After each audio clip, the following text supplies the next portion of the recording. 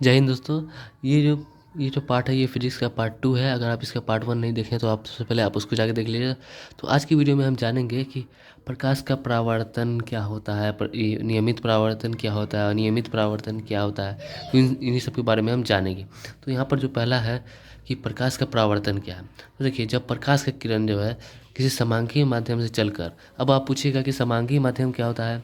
तो देखिए, समांगी माध्यम जो होता है उसका प्रत्येक भाग और उसका जो गुण जो होता है वो बिल्कुल समान होता है। जैसे कि आप ले लीजिए कि कांच, और हो जाता है कि जल ले लीजिए। तो ये दोनों जो हो गया वो कोई समांगी माध्यम का एक उदाहरण हो गया, एक दो उदाहरण हो गया।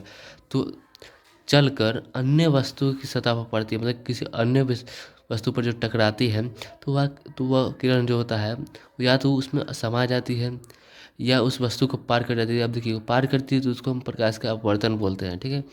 और जो उसके सतह से टकरा कर जो वापस लौट जाती है तो उसी को हम प्रकाश का अपवर्तन कहते, सॉरी, परावर्तन कहते हैं।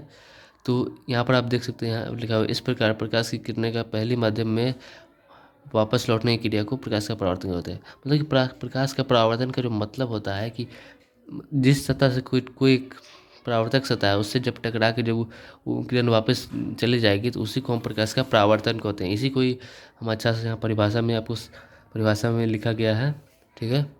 तो अब देखिए, अब जब ये परावर्तन होगा तो इसके लिए कोई सतह होना चाहिए ना।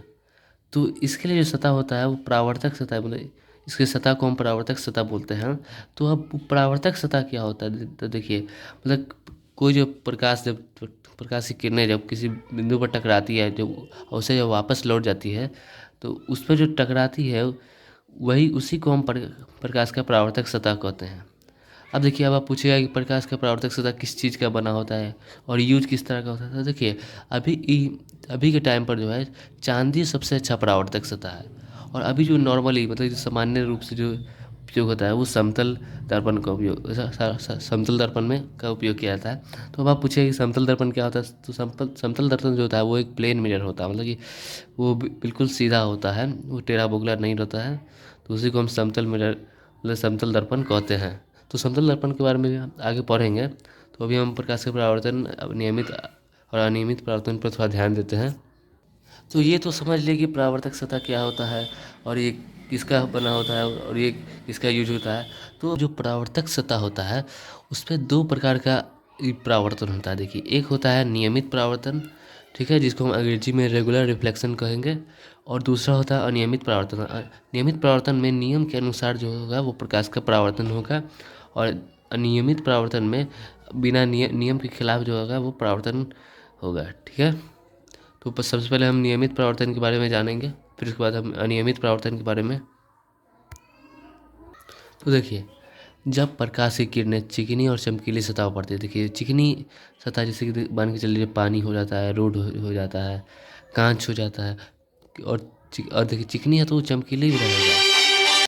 सतह पर जब पड़ती है तो वो नियमित रूप से परावर्तित हो जाती है, उसी को हम नियमित परावर्तन कहते हैं। देखिए, जैसे कि आप यहाँ चित्र द्वारा हम इसको समझते हैं कि देखिए ये एक किरण है जो ऊपर से आ रही है। अब देखिए, ये जो एक किरण है, जब ये जो सतह है इससे टकरा कर वापस चली जाती है, ठीक है। तो देखिए, ये जो किरण जो नीचे की ओर आ रही है इसको हम आपतित किरण बोलते हैं, और ये परावर्तित किरण है, इसको हम ऐसा ही डंडा नहीं खींच दिए हैं, ठीक है। और ये जो ऐसे ऐसे करके रजित किया टाइप जैसा है, इसको हम अभिलंब बोलते हैं, ठीक है। जैसे कि आप यहाँ देख लीजिए, यहाँ जो आ रहा है और ये जा रहा है, तो ये जो है ये नियमित रूप से परावर्तन हो रहा है इसका। और अनियमित रूप से यहाँ पर रुखरा उखरा रहेगा, कोई किरण इधर उधर भाग जाएगा, कोई इधर भाग जाएगा, तो उसको भी हम दर्शाते हैं आपको।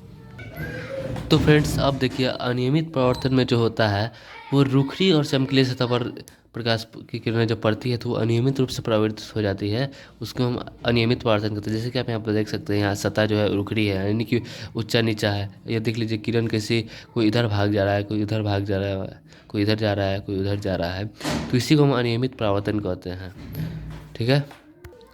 तो फ्रेंड्स, अगली वीडियो में हम जानेंगे कि समतल दर्पण द्वारा प्रकाश का परावर्तन कैसे किया जाता है और वो क्या होता है, और प्रकाश के परावर्तन के नियम क्या होते हैं, यही सब अगली वीडियो में जानेंगे। तो तब तक के लिए जय Hind. I spent the last 2 weeks just grinning.